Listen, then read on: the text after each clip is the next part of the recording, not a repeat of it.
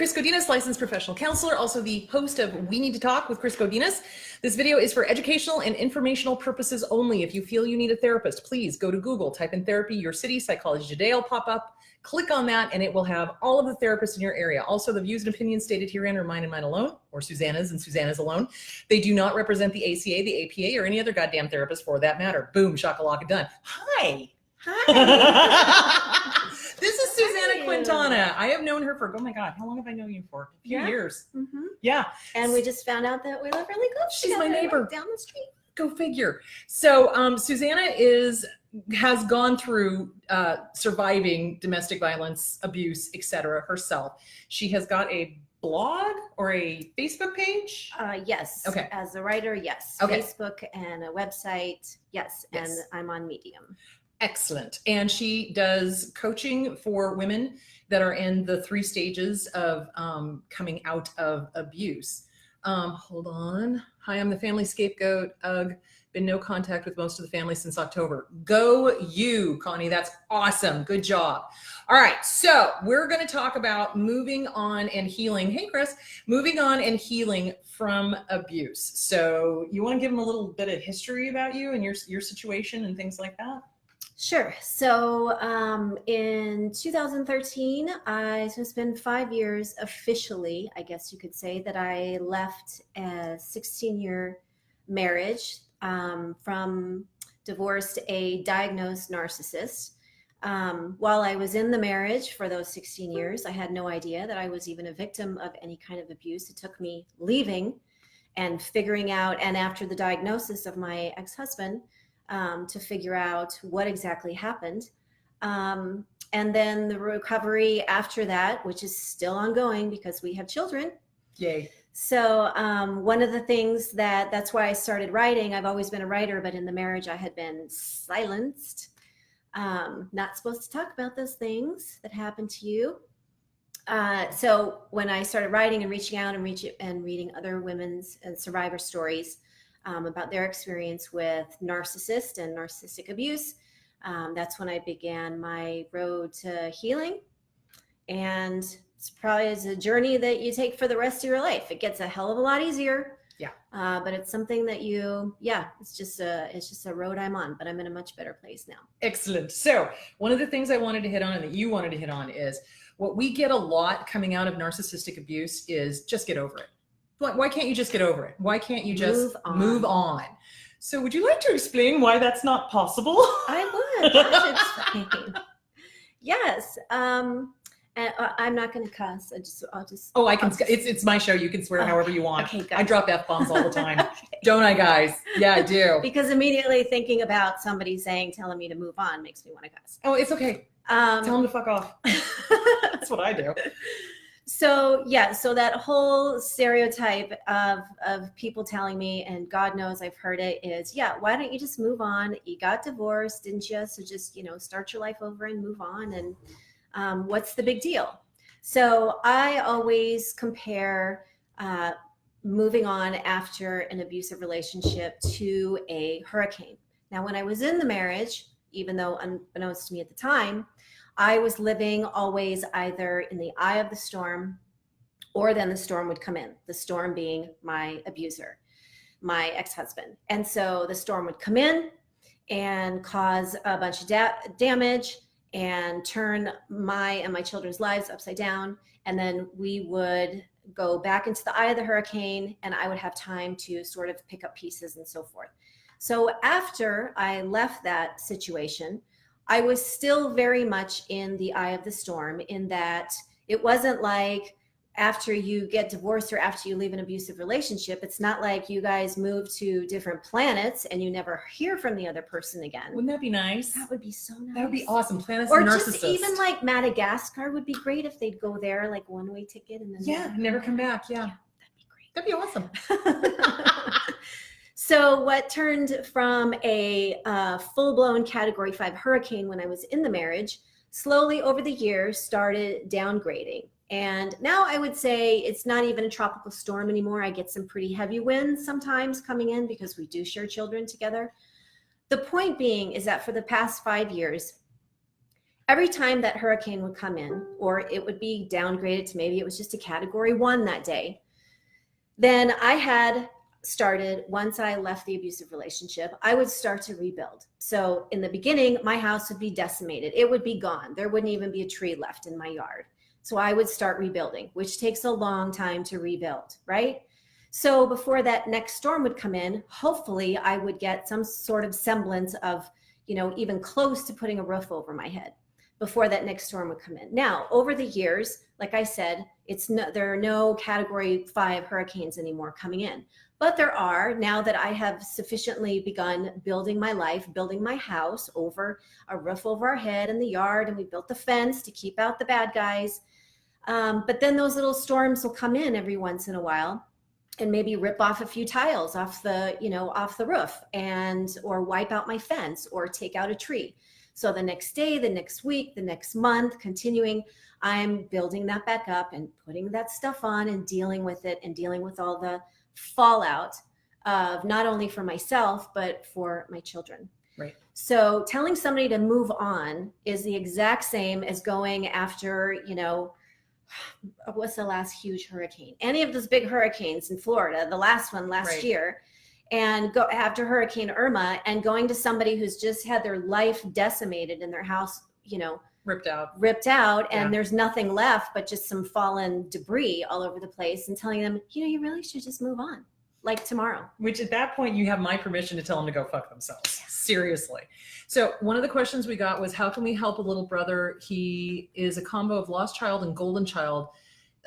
Is that even possible? My mom is in a care sitter in the beginning stages of dementia, narcissist and a hypochondriac. Needless to say, she is a handful. My poor brother isn't doing well. How can I get him support? I hope this makes sense. So basically, you can lead a horse to water, but you can't make him cha-cha. If he wants the help, then you offer him like counseling. You suggest that he go get with a counselor, or that he read as much as he possibly can on this. He works on himself, et cetera, et cetera. If he takes your suggestions, great, you can help him. If he doesn't, and he just sits there and continually goes, help me, help me, help me, well, then you're probably dealing with a minor narcissist or a covert narcissist who is enjoying being the victim. So really what you do is you offer him stuff. It's like, hey, here's this counselor here that specializes in trauma. You might want to go to them, et cetera. Or you recommend the books that I have recommended on here, such as CPTSD From Surviving to Thriving by Pete Walker, The Inner Child Workbook by Catherine Taylor, The Disease to Please by Harriet Breaker, and Self-Esteem Workbook by Schiraldi. So any other suggestions that you might have? Not for reading, but for just from a personal standpoint, about talking about, I don't have experience except for just my own children, and my youngest is 15. And I'm in that stage right now dealing with problems that have come up because of the manipulation and lies and deceit on behalf of his father. So I've had to deal with it in that there are many times as a mother that I just have to realize that I can give him certain tools, but because of his age, there are certain things that I just have to, I can provide him with all the love and the support and the safety that he needs. But at that point, you just have to love him through it and understand that, the kids at that age are not emotionally mature enough or wise enough to figure those things out. So sometimes it takes years, but it's best that they figure those things out on their own. Meaning, and what I mean by on your own is that I'm still loving my son through it and supporting him, whatever he needs, I will give him. But meaning that I can't do it for him, and I'm not going to convince him otherwise. I'm not going to tell him what his father's doing. I'm not going to. Right, because you don't want to do that, because it'll bite you in the ass. Yeah. So basically, hold on a second. Why don't narcs respect boundaries? Well, because they're about power and control, and boundaries are a power and control issue. So if they can make you break down your boundaries, haha, they've won. So that's why they don't respect boundaries, because for them, it's all me, I, more my genitals. It really is. They have no respect for anybody on the face of the planet except for their wants, their needs, etc. And it's a power and control issue. If they can push over your boundaries, they're finding, they're testing the envelope. It's like, how far can they go? And if you're a pushover, well, they've got you. And that's why they don't respect boundaries, is because that's just simply who they are. It's part of the disorder. There's this sense of incredible entitlement. And if I could just interject with boundaries, because being an empath and just being a trusting, loving person who used to think that everybody else was like me in the world. I didn't even know what boundaries were outside of the line that you cross when you go to California. Right. Right. And the other thing of it is because we are empathic and we do love people and we do care about people, we make the mistake, and I've said this before, we make the mistake of thinking that everybody else on the face of the planet has the same moral compass that we do. And narcissists do not. They do not have a moral compass. They really don't. They see nothing wrong with parental alienation. They see nothing wrong with taking the kid for their mandated time and then bad mouthing the other parent the entire time. That's a boundary. That's a boundary crosser. And this is why we don't just get over it if there are children involved, because if the kids are sharing custody, I mean, if you're sharing custody and the kids keep having to go back to the abuser, then they come back and we have to undo the damage that they went through when they were with the abuser. Right. So can you speak a little more about that? Like, how do you walk that line of telling him the truth without alienating the other parent? Right. That is a difficult road, and I wouldn't wish that on my worst enemy. Having to stand back and be a witness to, I say all the time that as an adult, I can survive and thrive after abuse because when I came out of it, I was an adult. And so, compared to my children who are just absolute innocent victims and who become, kids often become with narcissists just collateral damage because narcissists will use them in whatever way possible. And they don't care about the pain or suffering that they're causing even their own children if it means that they're going to get back at their ex. And let me tell you, my ex made it very, very clear and told me in no uncertain terms that he was going to punish me for leaving him. And that what I came to find out meant that he was going to use, his own children to do it. As a mother, the hardest thing is to watch it unfold and be powerless to stop their father's behavior. It's also frustrating and heartbreaking that the family court system is of absolutely no help. Absolutely no help. I mean, it's bad enough that if you were to, God forbid, have kids who are suffering from physical abuse, where you actually have proof. But if there's any kind of emotional abuse, good luck. Yeah. Here's the scary and sad thing. Both CPS or Department of Children's Services, because they keep changing their name, thinking that somehow that's going to make them better. Right. Yeah. It's like if the child has got bruises or marks on them, they'll do something about it. But if the dad or the mom is emotionally terrorizing them, they won't do anything. There's no proof. They can't prove it. It's just a he said, she said situation, which is so frustrating for those of us in the field that know that this stuff happens. And you got to understand too, some of these judges, some of these attorneys are disordered themselves. So because they're attracted to positions of power. So the good news is there are some good judges and are some good attorneys out there that actually do have a soul. So you just got to find them. I don't believe it. They're there. They're there. So you just got to find them. And it's a matter of referrals. It's like, listen to how they talk, listen to what their clients say, if they've gotten good reviews, et cetera, et cetera, et cetera. If you know somebody that's also been through a high conflict divorce, ask them who they used. That's a really good way to find the good ones versus the bad ones, because sometimes people come to me and go, oh, I used so-and-so and they sucked. And I'm like, okay, mental note, don't ever refer them, or I used so-and-so and they were awesome. Okay, great. Mental note, I can refer them. So yeah, absolutely. You want to do that. Okay. The question is can you talk about healing from the pedophilic tendencies of the ex-narc? When they idealize other younger women while withholding affection from you, how can you get that comparison out of your head and trust that not all men are pedophilic? You want to handle that, or you want me to handle that? I would love to take that. Yeah, go for it. Yeah. So, this was great the day I found out this, and it goes back to this whole thing about just move on. So when I discovered the worst year of my life, when I discovered that my ex's double life, which included messing around with a group of Russian immigrant girls who were under drinking age. They were of legal age. They were 18, which I guess that I don't know how that makes it any less disgusting. But at the time we were both, 45 or in our mid 40s. And he was messing around with them, and I found out because he was buying them liquor and going to their parties. So fun fact, when I was in high school, we used to always get, that guy who, if we needed help buying beer, we'd get that old guy who would be coming out of the liquor store, whatever, old being like 40-ish. Right. And sometimes they'd want to come to our parties, and then you'd have the creepy pervert guy who was like at the parties, and hopefully he got weeded out before the night lasted too long. Well, guess what? I married that pervert. Yeah, that was me. So there were two hard parts about this. The first was, obviously, at the time I was toward the end of my marriage, and I was in a very dark place. I was suffering physically, obviously, emotionally. I'd become very isolated.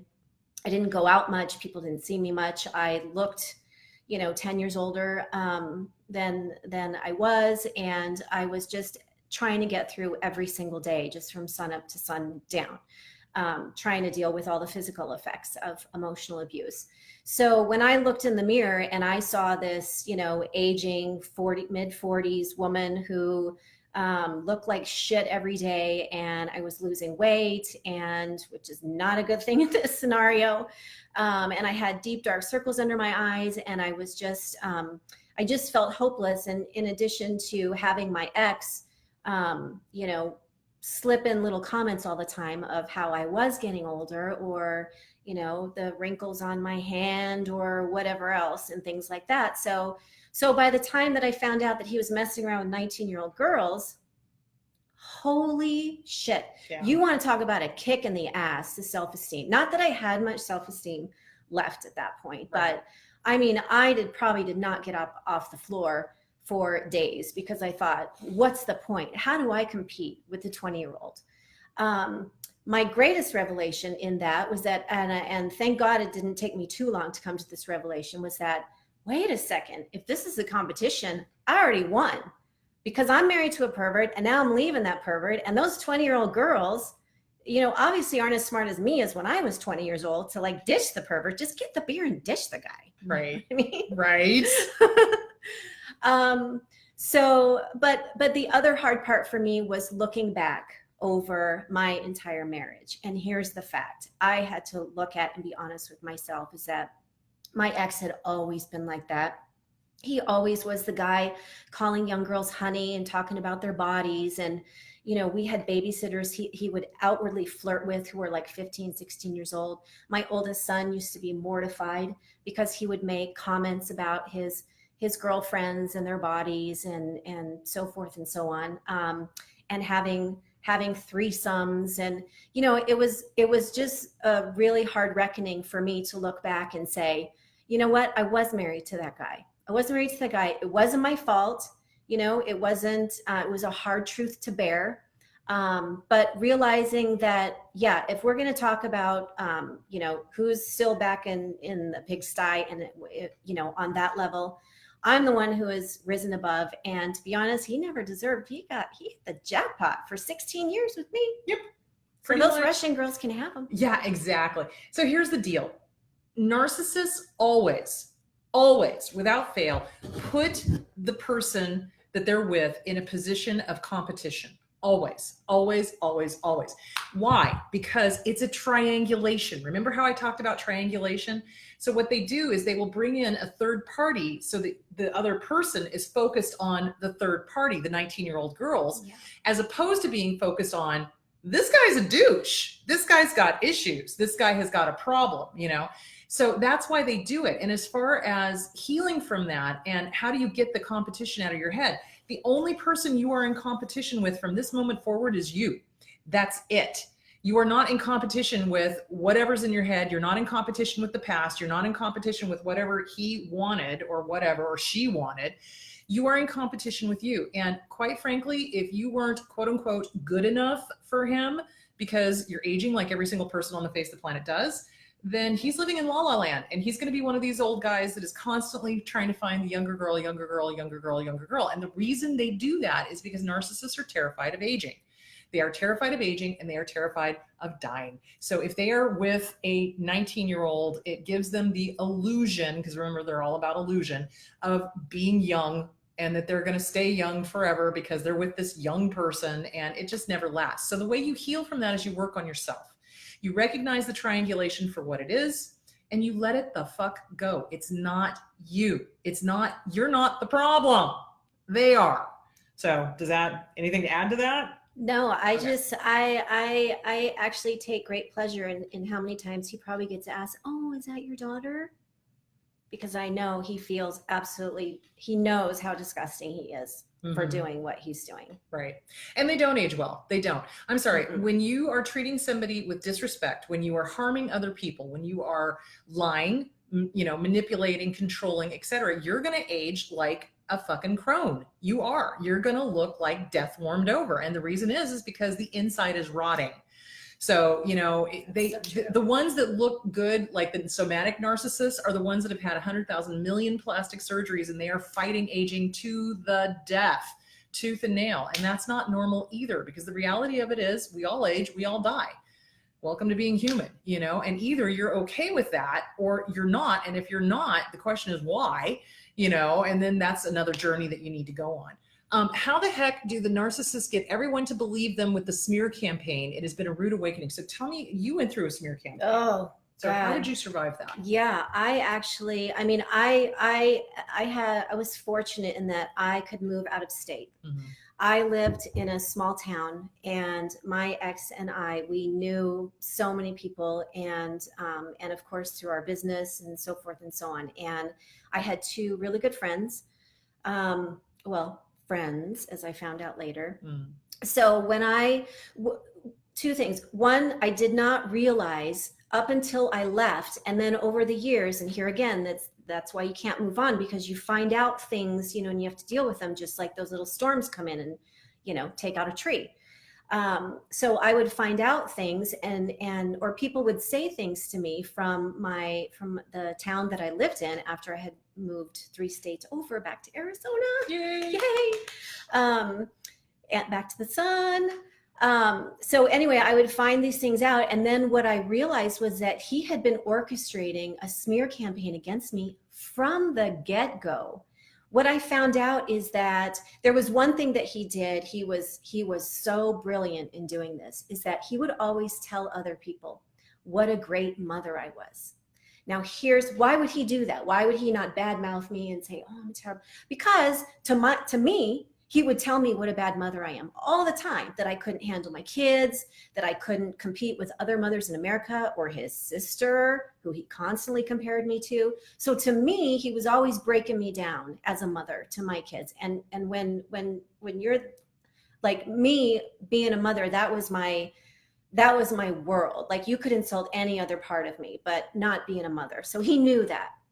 So why would he be breaking me down in private, and then in public he's always praising and lauding my accomplishments as a mother? Well, here's the thing. It's because people then thought he was wonderful, right? Because they're like, "Wow, look at this guy. He loves his wife so much." And he would talk about these things, and he would also slip in things like, I was depressed. I was having a hard time adjusting to small town life. He would take even smaller things that maybe were true. Like, let's say I had, after my third child, I had postpartum depression. He would take that, but twist it in a way that made it just exaggerated. So by the time I left, it was so easy for him to convince, and we knew so many people together as couples friends. Not that we're his friends, not that we're my friends, but that we were both really good friends. So it was very easy for him, after 16 years of spinning these things about me, then people trusted him. And he was an extrovert, I'm an introvert. And so and he's very charming, and I'm very quiet, because when we would be in a room together, he would suck up all the air in the room. So I'd go stand in the corner with a fake smile on my face and be like, "Oh yeah, you're so wonderful." You're fucking lying too. I see you're lying right now to these people and whatever. Right. So I was like the little quiet mouse over in the corner. So it was very easy to like him. He's very likable. He's very charming. So you have to remember, these guys are dark triads. They've got the psychopathy, they have the narcissism, and they have the Machiavellianism. And if they're psychopathic, I want you to think Ted Bundy. Ted Bundy was able to fool damn near everybody until the very, very end. And he was able to get into places because he looked like the average, you know, all-American guy. And he was charming and he was glib and he was outgoing. And that is what these guys and gals do. They are charming and they present one way to the outside world. But like Susanna was saying, behind closed doors, completely different. And building it and building this narrative about me that for, you know, for over a decade that I had no idea he was building until I left. And so when I left and his story was now, I was emotionally unbalanced, I was depressed, and I left him and took his kids because I fell in love with another man, and I moved back to my home state in Arizona to be with this other man. And that was the story. That was the story. Which I think he might untrue. I think he might still be telling this story. But it was so easy for everybody to be like, wow, well, I don't, you know, instead of using their logic because they knew me. And of course there's that instinct and there's that voice in all of us. It's like, really? That doesn't sound like, you know. So after that entire narrative, after all those years of people trusting him, then it was easy for him to spin whatever tale into the state. And like I said, I'm fortunate in that I could move away and I have had zero contact with zero people in the town that which I is lived awesome. And that's the thing to remember, guys. If these guys are all flying monkeys, they're all flying monkeys. So anybody who's going to believe the abuser over the target of abuse, don't waste your time. Don't just get them done. out of your life. Be done. Be done. You cannot convince them, because the harder you try to convince them that you're not the problem, the more that the abuser is going to go, oh, do you see how crazy she is? And oh, look how crazy she is. So you don't even want to think of all the energy you're exhausting while you're doing that. Exactly. And you need the energy to rebuild the house because the hurricane just fucking came through. Exactly. Which leads us to our next question. Is it normal to feel rage, strong anger when you are healing? Yes. It gets so strong, I feel like I'm losing control. How can I let it out in a healthy way? Thank you so much. What do you think?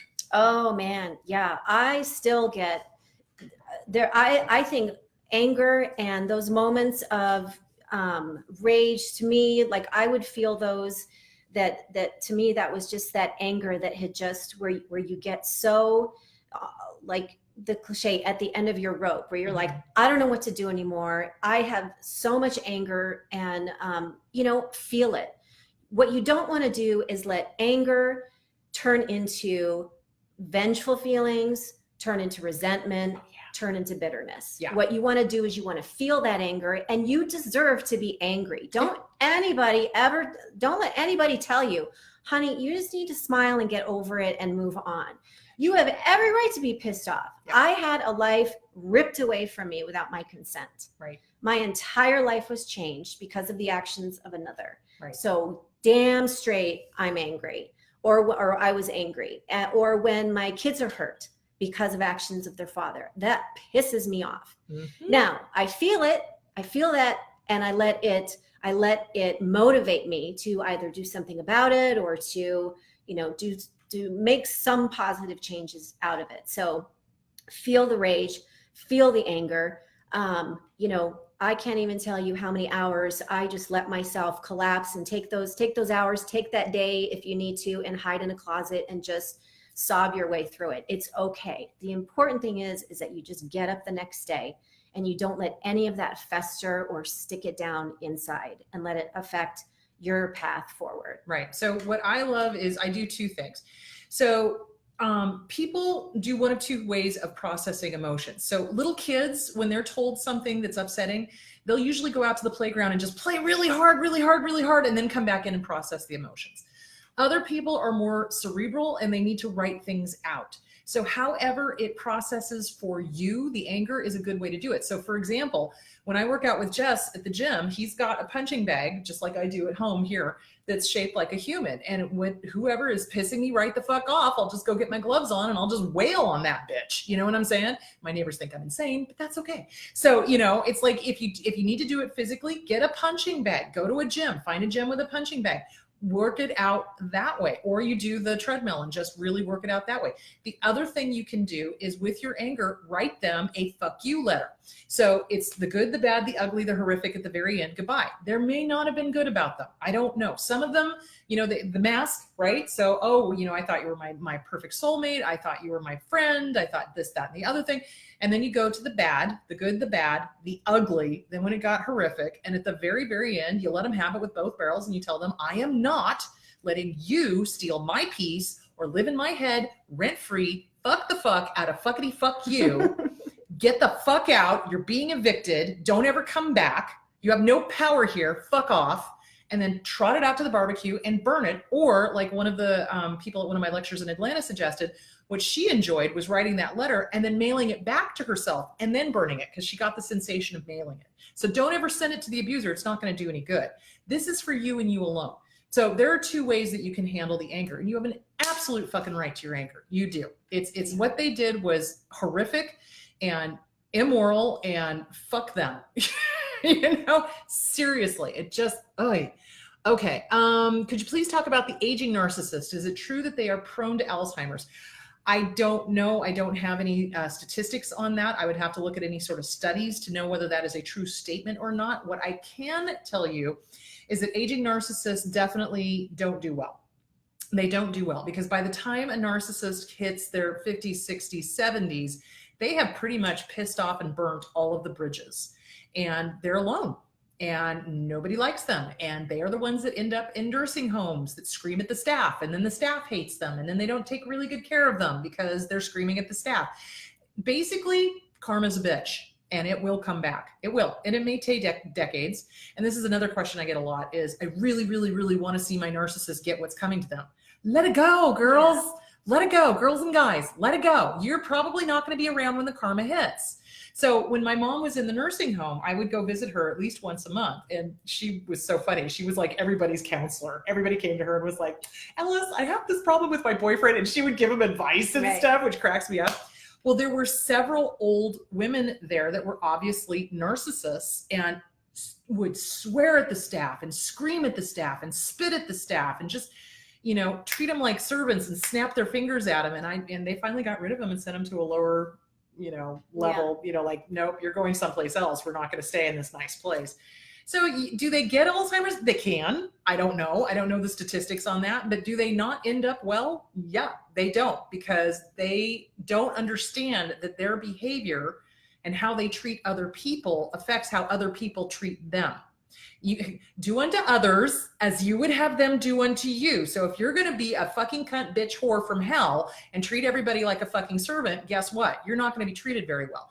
If you're kind, if you're gentle, if you're nice, they're going to treat you really well. And they treated my mom really well. It was really awesome. Yeah. So well, and also don't forget, and I know this is tough to remind yourself, but in so many ways, and this is what I kept reminding myself when I'm finding out about, you know, 19-year-old Russian girls, is that you already won. If you have left the narcissist and you don't have to suffer like that every single day, in so many ways, you already won. You already got that revenge. Right. By living without them. And trust me, they, you know, I don't care how, like my ex, he can put up all the pictures that he wants and say that, oh, how great his life is with his new little Russian child bride. The fact is that they know, narcissists know the truth. That's why they have so much shame, which drives them to act the way they do. So, you know, I have to tell you, I just turned 50 and he turned 50, and I know only one of us is celebrating that. And I am so happy to be 50 years old. Right. Whereas he's like, oh my God, he's going to have to like date a 12-year-old next. You're funny. Oh my God. So one of the questions is, you know, did you feel suicidal despair when you were going through all of this? Did you ever think about ending it? You know, at the end of my marriage, I'll be perfectly honest. At the end of my marriage, there were a couple of times, probably no more than 2 times, where I thought I would, if I found out something or the horror was just too much to handle and I just couldn't take it anymore. But to be perfectly honest, in that it was probably no more than like a 5-second thought, because immediately I thought of my kids, and my kids needed me. My kids needed my help. So, but the despair was very real, to the point where I had actually given up in thinking that my life was ever going to be good again. And this is how I ended up in the office of a psychologist who was an expert on narcissism, who diagnosed my ex. And up until that point, and even walking into that office, I had just given up, and I thought, this is how it's going to be. And I thought it was all my fault. I was the problem.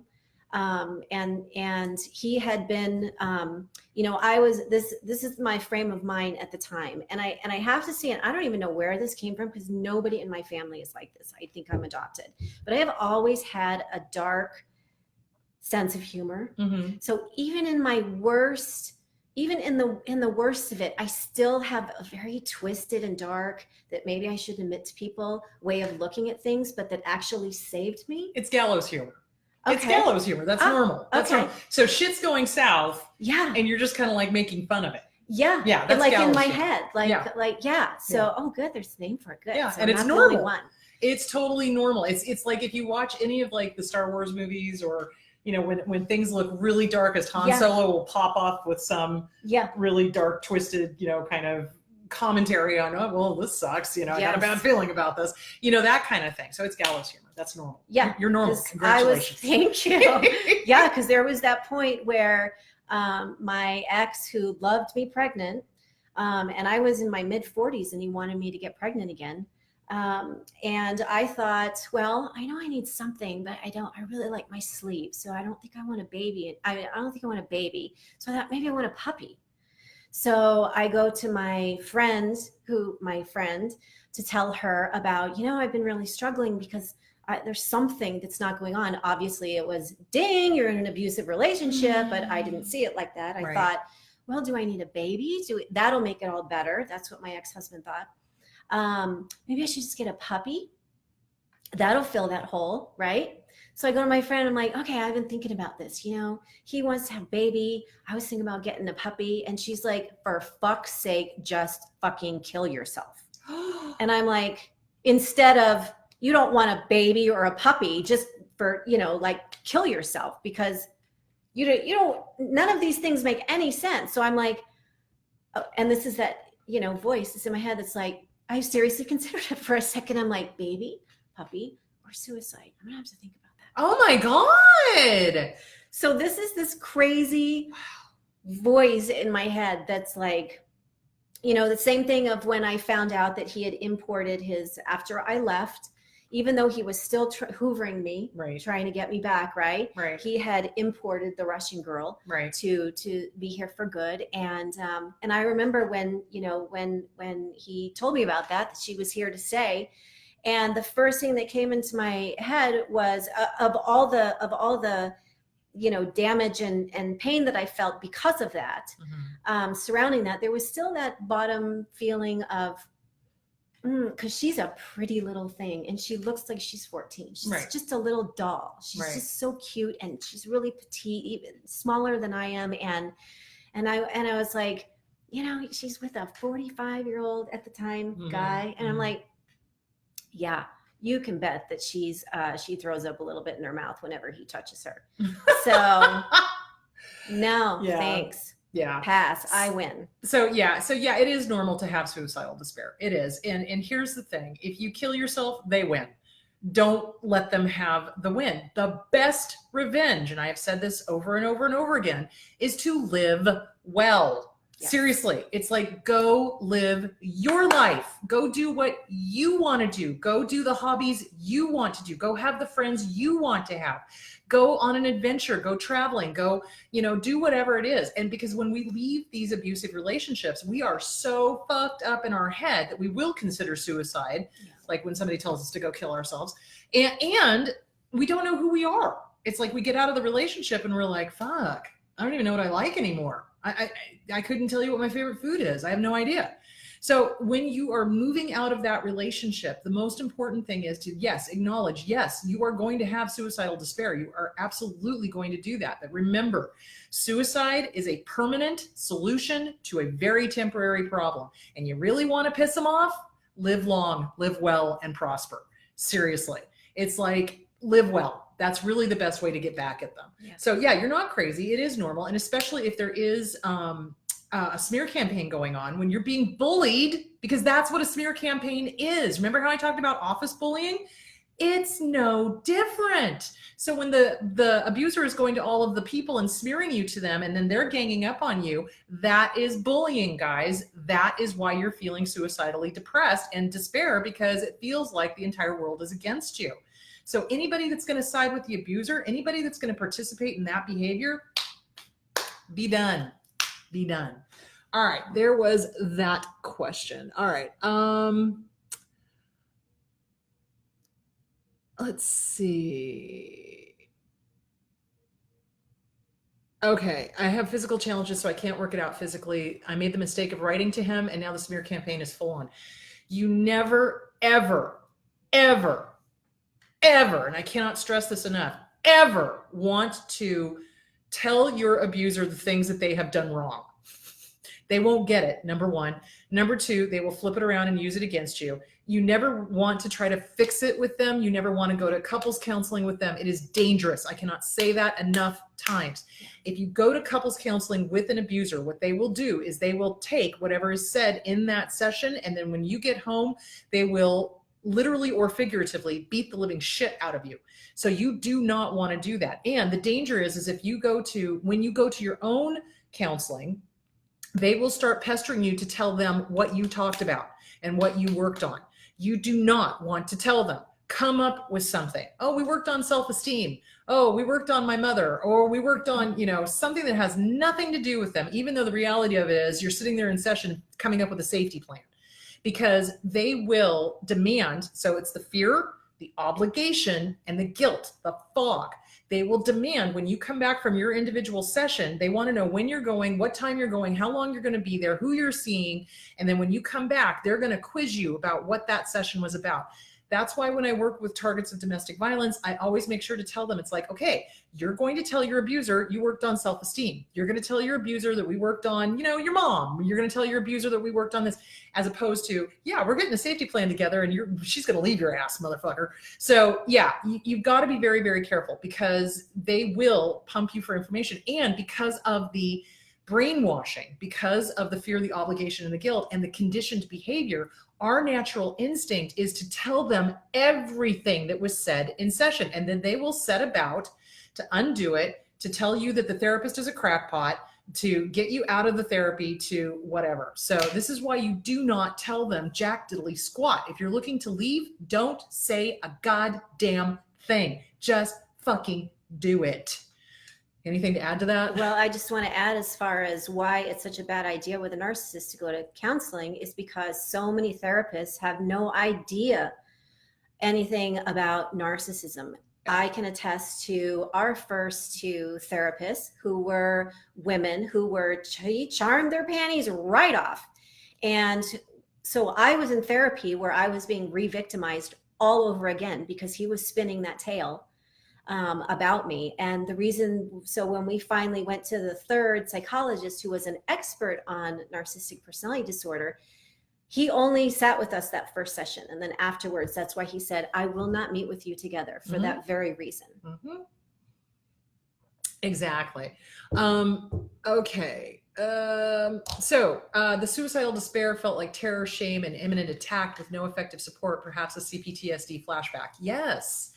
Absolutely. When we have been abused consistently by somebody, we have got CPTSD. We absolutely do. And when we're in the middle of a flashback and everything is, because remember, the amygdala is stupid. It cannot tell the difference between a real threat, a thought about a real threat, daydreaming about a threat, an emotional threat, a thought about an emotional threat, or something that's happened in the past. So if we call up a memory and it starts going, oh my God, oh my God, oh my God, in the present, it makes us feel like it's happening in the here and the now. And it can feel overwhelming, which is why I'm saying CPTSD from Surviving to Thriving by Pete Walker. Get it, work it. Absolutely. You have got CPTSD. If you have been in an abusive relationship, you have got CPTSD. Yeah, absolutely. And I was given the gift of acute anxiety also. Yay! For years. Because here's the thing about recovering from an abusive relationship, is that it's not like it ends and then you just recover. you're still having, in many situations, you're still hearing from this person. You're still having to deal with them in court, or if you have children.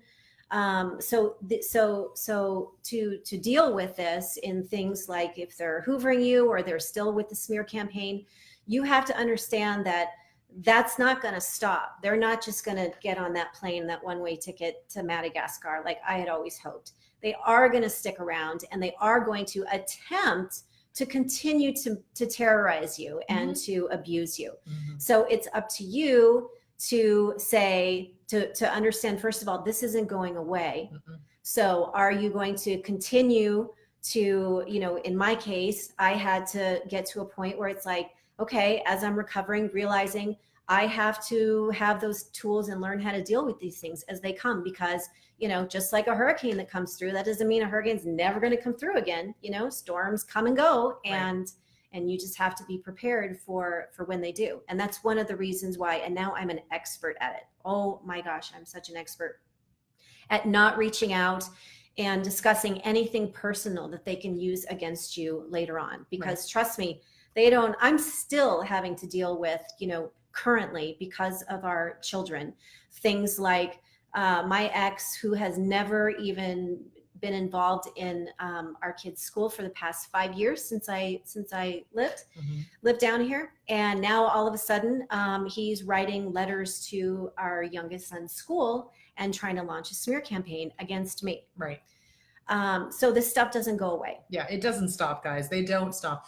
Even when they get another supply. So here's the thing. There's two different types of narcissists. There's the ones that they get another supply and they're peace out. They could care less because they're focused on keeping that supply and sucking them dry. Okay. The other type of narcissists are called obsessive X syndrome. Okay. I got one. Yeah. Yay. And what they do is, even if they have a supply, they will triangulate with you, being the X, and they will keep things going because they need a villain. They have to have a villain in order to keep the new supply off balance and thinking that you're the problem, as opposed to the narcissist being the problem. So yeah, that is very, very common. The next question is I don't feel the need for revenge. Is that normal? Yeah, it is, because we loved this person, but you want to be careful of not wanting revenge, and also to the other side of it where it's like, oh, I forgive them. La, la, la, la. No, you don't want to do that. So here's the thing. I mean, yeah, you have to forgive, but forgiveness doesn't mean what you think it means. Forgiveness is not about the other person. Forgiveness is about us. It's cutting that, with bolt cutters. It's cutting those chains that chain us to them through the abuse. It's the trauma bonding. So you forgive them in that, okay, God, forgive them. They know not what they do. Just like Jesus said when he was on the cross, just to pull a little Christianity out, because I'm normally Buddhist, but oh well, it works. So, you cut those bonds, and you don't allow yourself to keep yourself bonded to them through wanting to hurt them. But you also recognize, okay, I'm cutting the bonds, I'm letting it go, but I am never, ever going to forget what they did. I can forgive them and I can love them from afar, but I'm never going to forget what they did. So to have them continually in your life is what Pima Chodron, who is Buddhist, there we go, throwing the Buddhism back in, calls idiot compassion. So idiot compassion is where you just, oh, I forgive them and it's okay, and free pass. And it's like, no, they need to be held accountable. In that you don't just allow them to continue to be in your life because you forgive them. It's like, that's idiot compassion. You don't have them in your life. And that's what gets us in trouble in the first place. Yeah. And that's, exactly. Absolutely. So it's important to remember what they did. And that's why I'm saying, write down everything they did. Write down everything that they did, so that when your mind starts doing that little trip down memory lane, you can go, hold on a moment, and then pull it up and be like, motherfucker, and then realize this is why you want nothing to do with them. Okay. Looking back, were there red flags that you ignored? Oh my God. So this is my new favorite line. Yeah. There were so many red flags that it looked like a communist parade. From the very beginning, from day one when I met him. Remind me not to drink when you're talking.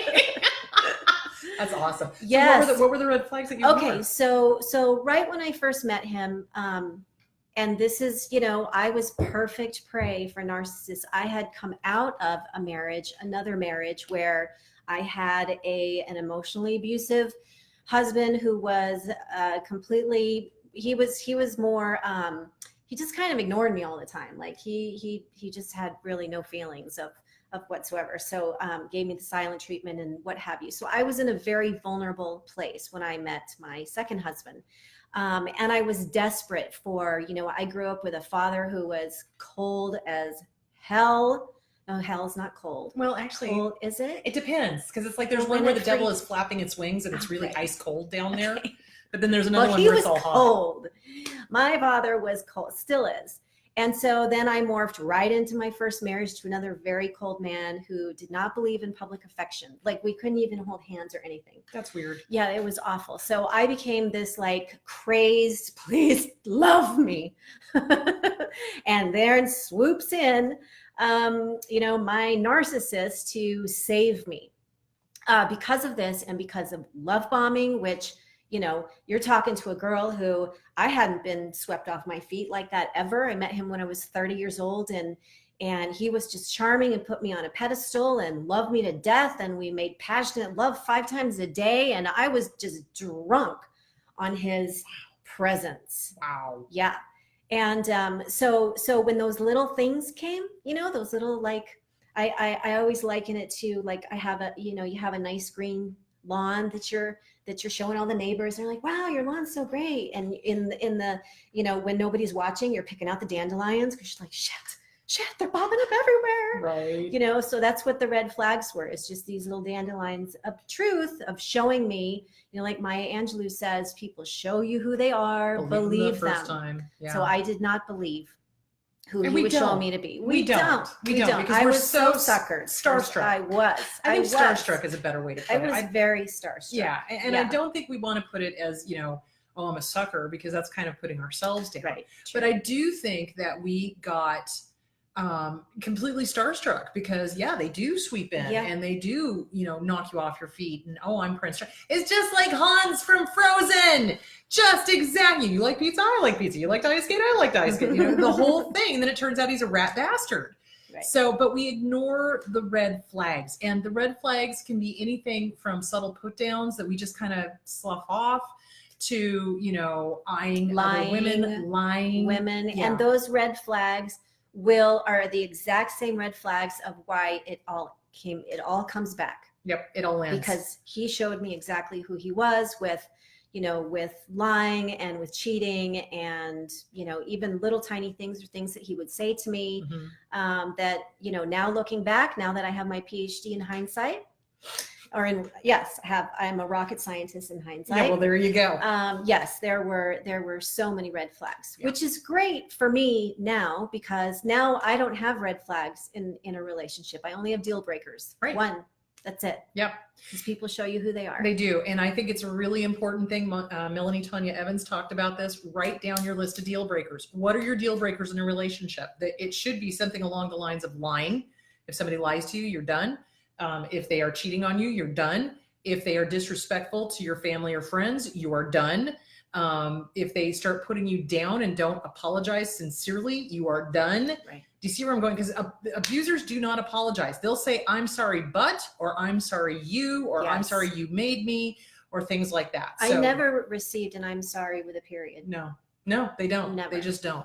Abusers often target survivors who are freshly out of a relationship with another abuser. Don't date right away. Work on yourself. Abso-freaking-lutely. Yep. Couldn't agree more. Okay, what about when your narc is also an active drug addict? Oh, Jesus, that is so common. So common. So it's hard to tell what is the addiction and what is the personality disorder, because addiction and personality disorder are very, very, very similar, because we are all about ourselves when we are an addict in the throes of addiction. And you basically, you get the hell away. You cannot save them. You did not break them. You cannot fix them. If they are willing to work on themselves and go through the rehab and figure out why they became an addict in the first place, and then it turns out, okay, they're not narcissistic, they were just in the throes of addiction, and they're willing to work on themselves, then you can rebuild that relationship slowly, cautiously, with a therapist. And if they do any of the deal breakers, be done. Be done. That's the best advice I can give. Oftentimes you will find narcissists are usually alcoholics, drug addicts, heroin addicts, opiate addicts, et cetera, et cetera, et cetera. And it's because they don't like to feel. And so if you're in the middle of an addiction, you're not feeling. So, and even when they get clean and sober, they still have the personality disorder there. And that's how you know, okay, it's not the drug. This is just who they really are. And when they show you who they really are, believe them the first time and be done. Yeah, absolutely. Okay, this is a great topic, Kris. Hello to both you and Suzanne. The very same thing that you were both discussing can, as we know, be experienced in LGBT. Yes, absolutely. In the LGBTQ relationship dynamics as well. I have met some horribly narcissistic men who would flirt with me. Hang on. Become friends with me and then flirt with other men in front of me. Yeah, no bueno. That's no bueno. Knowing that I was attracted to them because what they're doing is they're setting up a competition. They're setting up a competition. Knowing that I was attracted to them, I once knew a guy in the small town I lived in who would brag to me about having sex with guys in the area, including someone that he knew I had been involved with, and then make it feel as though I was somehow not attractive enough for him. Again, it's a competition and they're putting you down and they're making you question who you are and second guess and et cetera, et cetera. They're trying to destroy your self-esteem is what they're doing. I'm slowly healing from that, having since moved away from this horrible small town and into a more progressive city. I realize my worth, good job, and realize that yes, I am attractive, both inside and out. It took me a long time to own my inner and outer beauty because of the abuse that made me feel less than. Absolutely.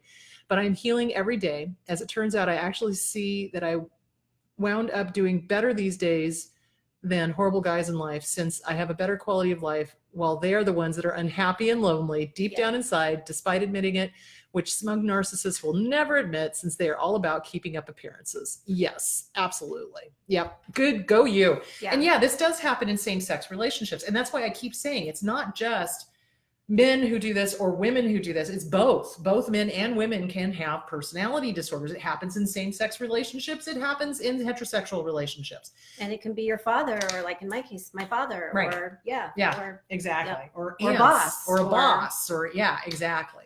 So yeah, you write the deal breakers, have that list somewhere you can look at. And when somebody breaks one of those deal breakers, be done. Unless, of course, they apologize sincerely and it never happens again. So if they apologize sincerely, that's the big difference. That's a huge difference. If something goes south and somebody has hurt you and they come back to you and they go, I hurt you. I recognize that I hurt you. I am sorry. And it will never happen again. Then that's okay, as long as it doesn't happen again. But if they go right back out and it happens again, fuckity fuck them. You know what I'm saying? Yeah. Have nothing to do with them. All right.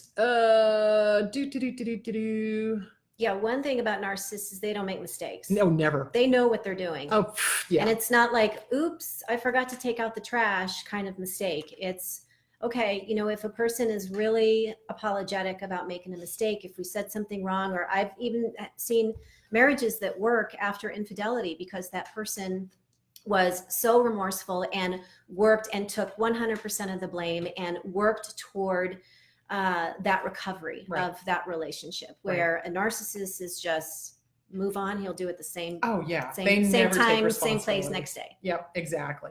Okay. Don't chat with your exes. Just don't do it. So what the exes want to do is when we get out, and I'm sure you've been through this, they start the hoover. So you want to talk about that a little bit? How did your ex try to hoover you? Well, I left him twice, actually. So I did go back, and on average, a woman returns to her abuser 7 times, and that's the average. Right. So I was way below average. I went back once, but and it wasn't even, the hoovering doesn't even happen. It happens even during the relationship. It's not like just when you leave, because I can.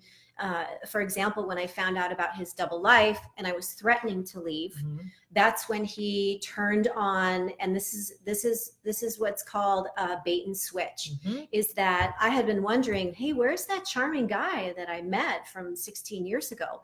Well, when he fucked up and he knew he was going to lose me, I got him back. It was a temporary fix. I didn't know that at the time. I thought, oh, there's that guy again that I fell in love with 16 years ago. And so I bought it hook, line, and sinker. So that was the bait, got me back, sucked me back in like a powerful vacuum, and I fell for it. And then everything, and then they switch. That's the switch part of it, is not only do they switch like in my case, not only did he switch back to going to exactly the cruel and cold-hearted person that he was, but it was even worse than it was, because he had in many ways realized, aha, now I know how to get her back. Exactly. So when you go no contact, you want to stay no contact, and your brain and your heart are going to go, oh, tell them both to shut the fuck up. The only thing you should be listening to is your gut, because the brain and the heart are going to just fuck you sideways. So don't allow that. And one of the questions is, what if the person moves closer to you and your friends 8 years later? Ooh.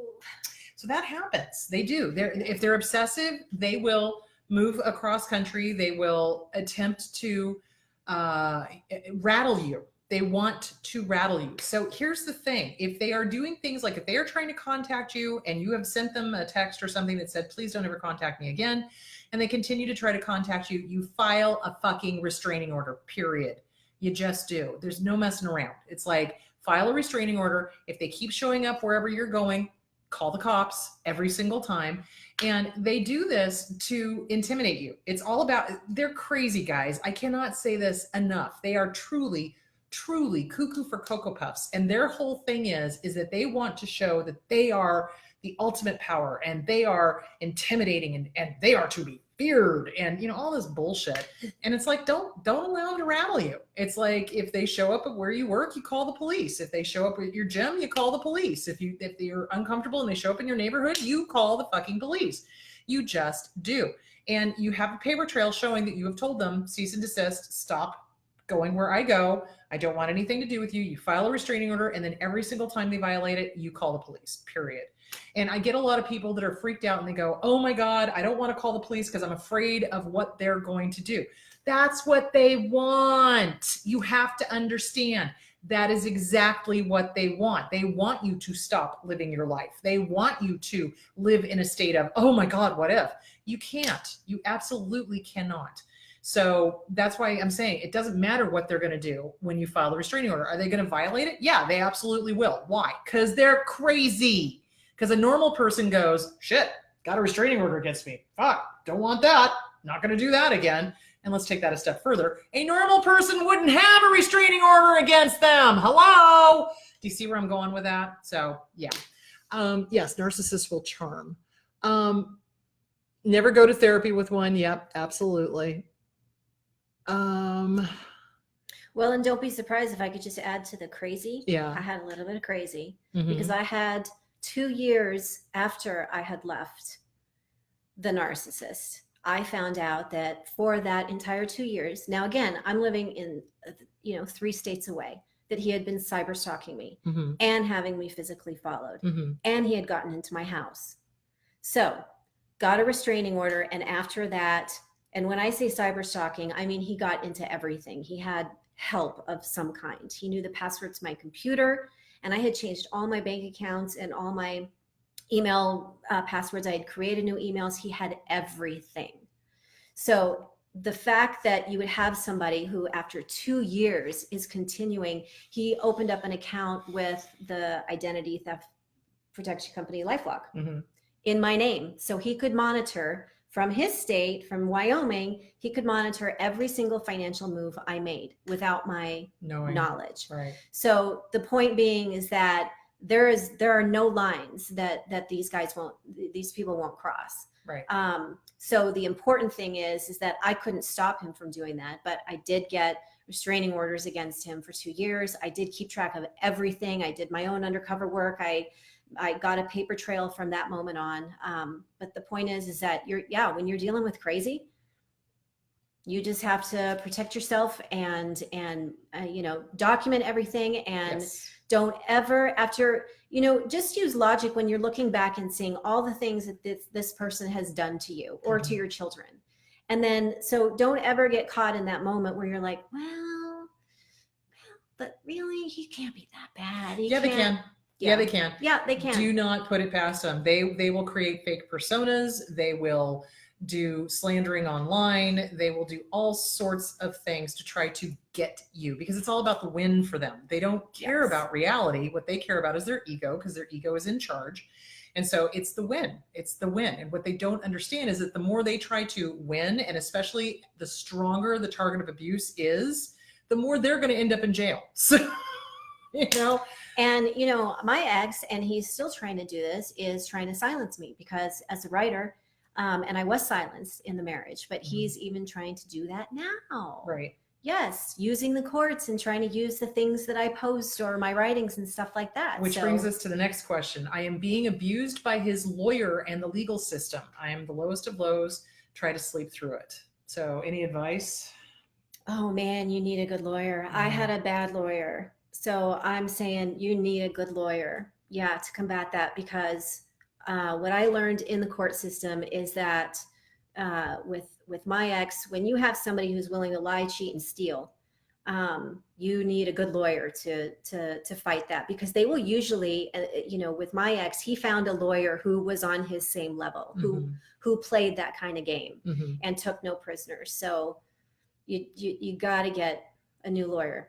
Yeah, absolutely. I mean, a good lawyer. A good lawyer. A good lawyer who knows what they're doing and who you feel completely safe and comfortable with. Right. And the thing of it is you need to interview them. And this is the biggest mistake, is that when we leave a relationship like that and we're panicked and we're like, oh my God, I got to get out and I got to get safe and I got to, we just go for whoever is out there first, because we're so desperate, because we're living in fear, obligation, and guilt, and it's terrorizing, that we just hire whoever. And you can't do that. It's just like when you hire a counselor, you need to interview the living crap out of them. Do they understand high conflict relationships? Do they get high conflict custody? Do they understand narcissism? Do they understand domestic violence? Are they going to be hiring specialists or experts to talk about, you know, what you went through to, you know, get your case going? So yeah, you've got to interview them, and you've got to make sure that they are working as hard as possible. Now, the problem of it is that attorneys are fucking expensive. And I see this as a huge problem, because what the abuser will do, whether they are male or female, is that they will bankrupt the target of abuse so that they do not have the funds to go secure a really good attorney. Really good attorneys usually ask for between $2,500 and $5,000 of a retainer. That's a huge chunk of change. And usually what the abuser will have done is that they will have kept us, the targets of abuse, to the point where we've maxed out our credit cards just living, so that we cannot get a retainer to get a good attorney. And then what they do is they will drag it the fuck out. Count on it. If you are thinking that you're going to divorce this person and they're just going to leave, think again.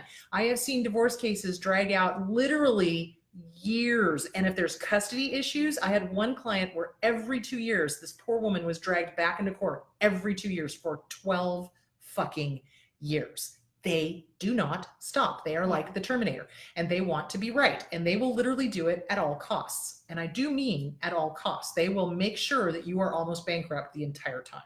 So yeah, you want to get a good lawyer. All right. In-laws are toxic. We lost everything in a fire. Oh dear. The way they treated the husband has finally woken him up. He is setting boundaries and started EMDR. Very good. It would be too long if I said they have done, but it's obvious they are narcs, and my hubby is coming out of the fog. I'm so pissed at them and working and dealing with my anger. So a recommendation would be get with a good therapist and work through the anger. You have a right to be angry. Keep working with your husband, because here's the thing. When we're dealing with a narcissistic parent, he's going to go in and out of the fog. He needs to get solid first before he's going to be strong enough to confront them and keep them the fuck out forever.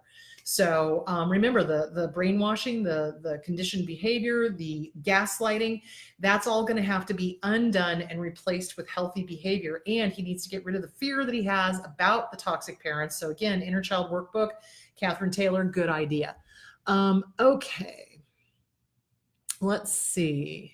Did anyone recognize what was going on with you during your marriage and try to warn you? What did you do? Nobody recognized it? Nobody. You know, my two closest friends, who toward the end of the marriage, I was allowed once a month to go out to dinner with them. And then when I returned, I had to tell my ex wanted to know, what were you talking about? Did you talk about me?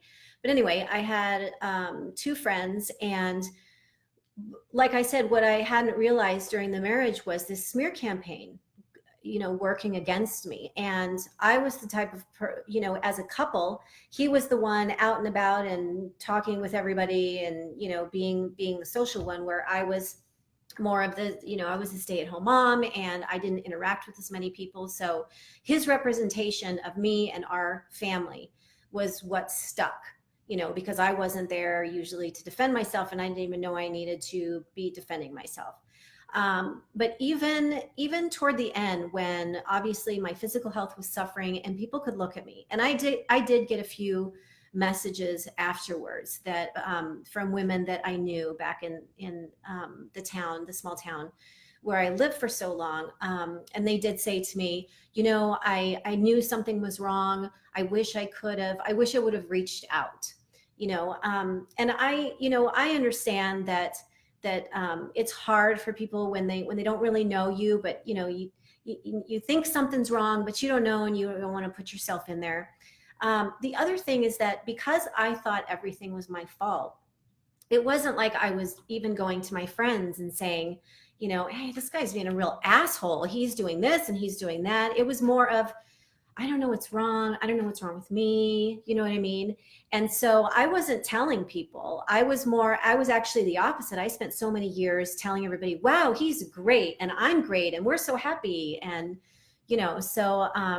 so if people saw things, it was mainly based on my physical appearance and the fact that they didn't see me out very often. But the sad truth is that when I left, that's why I don't keep in contact with anybody, because even my 2 closest friends, they just couldn't. It wasn't like they took his side, but they didn't take my side. They were kind of on the fence. Right. Which is the same as them taking his side. Exactly. So next question. So how do you tell the adult kids just how bad things were with their father? I have in a lot of ways protected them from the truth. So I have 3 different ages of boys. And when I first left, my oldest son was an adult. He was 20 years old and living his life. And because he was at that age, he knew, I never told him about the reason that I left. I didn't tell him at this time. Mm-hmm. Now he knows.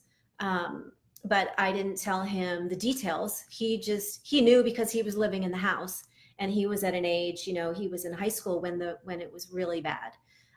So he already knew what was going on. And my middle son, I'll never forget the day that I told him that his father and I were getting a divorce, and he didn't know anything beyond that. I don't even think he really registered that there were problems or anything because of his age, and kids are like so involved with themselves. And it wasn't like physical abuse. So right. They weren't seeing their mom beat up. They were just, why is mom in the closet again for 2 hours crying? But so I remember when I told him that we were getting a divorce, his first thing out of his mouth was, well, good. It's about time. Now, hopefully you can find a man who treats you good. Right. My youngest, I told, and still to this day, he's 15. He doesn't know any details. He's not on, I don't let him on Facebook, or he doesn't know anything about my writing or my website or interviews, nothing. He doesn't know any details of the story because he still is in a relationship with his father. And I think it's just, like we were talking about at the beginning of the program, that, he's at an age where even though, I tell him often, I tell him that I will never lie to him. He's safe with me and I love him. And also he knows, just because I'm the one there, like his father's just not there. I'm right. The one here every single day, getting him through stuff, doing right. things with him and so forth. So I grant him the space to, get a little older and figure things out. And when he comes to me with questions, I will tell him the truth. But I'm not going to fill in the blanks right now because I don't think that's my place. Right. Good. Yes. Excellent. So basically that's how to handle it. It's like you tell them it's a need to know basis. Yeah. You don't want to overburden them with details they don't need to know. The biggest mistake that survivors of abuse make is that they dump and they're telling the kids because they're trying to get the kids to understand why everything is happening the way it is and help them to see that the person is abusive, this, that, and the other thing. It will bite you in the ass. Do not do it. You tell them exactly what they need to know, and the rest can come later when they're adults. Abso-freaking-lutely. Yeah. And my 2 older kids, they figured that out for themselves. You know, like my 15-year-old who's now almost 18, he does not have a relationship with his father. And because he came to those realizations about himself, he realized his father lies all the time about me. He realized that he manipulates him to get to me or to punish me. So, you know, it was good that he figured that out on his own and made that decision himself. Right. And you got to realize it's not always going to be a Disney ending. Sometimes the teenagers are going to go with the abuser, because remember, the abusers do the Disneyland dad or the Disneyland mom thing. And, oh, I will give you this, that, and the other thing if you just come with me. And of course, what teenager is going to say no to freedom, you know, and getting every single thing that they want? So it's hard. It is really hard walking that line of helping them understand, you know, getting everything you want is not always the right or the best thing, you know, and helping them see that, because teenagers are very egocentric. And I don't mean that like a narcissist way. I just the way that they are cognitively developing. And yeah, they want what they want. And sometimes they do end up going with the abuser, but then oftentimes they'll go with the abuser, and then the abuser's mask slips and they see who they really are. And then they want to come back, but they can't because of the laws and blah, blah, blah, blah, blah. So what you do is you just parent the best you can from afar, and you just hope that when they are adults that you can get them into therapy with you to talk it through and to repair that relationship that the narcissist has damaged. All right. Any last thoughts? No, I just want to say that as far as, you know, this ongoing game that the narcissist does, and the ongoing that you just got to keep dealing with it, because like I said, you keep rebuilding your house or fixing the little things when that storm comes in and so forth. And, you know, I just want to put it out there that, that you can do this. If I can do this, I'm still being, you know, harassed and trying to be silenced. And he really, really, really, really wants me to stop talking. Oh, I'm sure. He really wants me to stop telling the story. Yeah. Because I'm crazy. Well, I'm unbalanced. He says you're crazy. Yes. The rest of us are like, yeah, this happened. Okay. So, yeah. So I just want to end by just a shout out to him and his flying monkeys, whoever's watching, is, can you hear me now? Ha! Good deal. And that's the thing, guys. Don't ever be quiet. Don't ever, loud and fucking proud. You tell your story. You write it out. You write a book. You do a blog. You help other survivors. This is what this is all about. We are all here to help each other. We are all here to just walk each other home. I've said that before. I'm going to say it again. Not everybody is on the same path where they are. So if they ask questions that are pretty obvious to those of us who've been in recovery for a while, be gentle, be kind, be patient with them, because some people are just beginning, some are in the middle, and some have come through the fire. So be gentle with each other, be loud, be proud, keep talking. Susanna, how can people get a hold of you? So you can find me on Facebook. You can just click on my thing, and you can, I have a public page, but you can send me a friend request, or you can send me private message me, or you can reach me on my website at SuzannaQuintana.com. Perfect. Excellent. Okay, just a quick plug for my books. We've got What's Wrong with Your Dad, and You Can Lead a Horse to Water, but you can't make him cha-cha. This one is out on Audible. If you don't like reading, you can listen to it. I will be in Boise August 25th doing a book signing and a lecture. If you're going to the lecture, you will get a free mug. Dun, dun, dun. If you would like a mug, you can buy them on eBay. That's it. I cannot think of anything else. I want to thank you for coming and being my guest today. Having me. This is awesome. Love being here. I love having you here. This is great. All right, guys, go be awesome. And I will see you next Sunday. Talk to you later. Bye.